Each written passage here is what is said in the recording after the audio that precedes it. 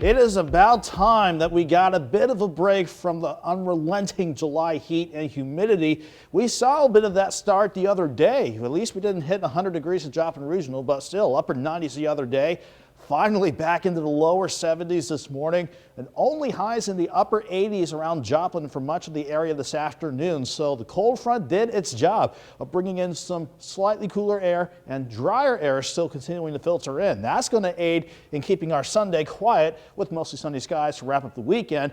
Other than that, I am watching a front on Tuesday that could bring in some slight rain chances. But as far as temperatures go next week, it's going to be, let's just say, varying levels of hot. And you'll see what I mean as we really start to break down the extended forecast as we continue along. But that's a nice looking shot from 7th and Range Line. Quite a bit of cloud cover up top, but that's also what helped aid in temperatures not turning so hot today. We're at 84 in Joplin, a northeast wind to 12. It is knocking those dew points back down to the mid to upper 60s. That is certainly helping things out as well. We've got lower 80s around Stockton Lake. Everybody else mainly in the mid to upper 80s.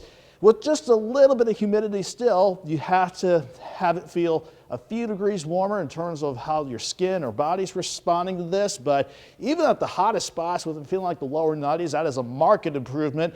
And also the wind also aiding in making today a lot more tolerable with that northeast breeze at about 5 and sometimes 15 miles per hour.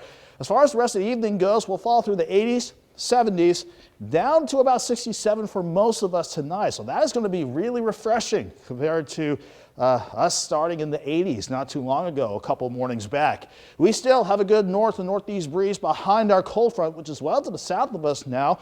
This is the next front I'm watching that won't come into play until Tuesday, but upstairs, we are not being influenced by that upper level ridge at this point, but this still wants to play a role in our forecast as we go into a good portion of next week. But as far as this evening goes, we'll continue to see the cloud cover eventually break apart. And I'm expecting mostly clear skies by the morning with, again, lows back in the middle to upper 60s. We fast forward through the day tomorrow. Dry air still in place, but with a returning easterly breeze, that is going to allow at least for a bit of a warm up. 67 in the morning, 85 by noon. I think most of us topping out around 92.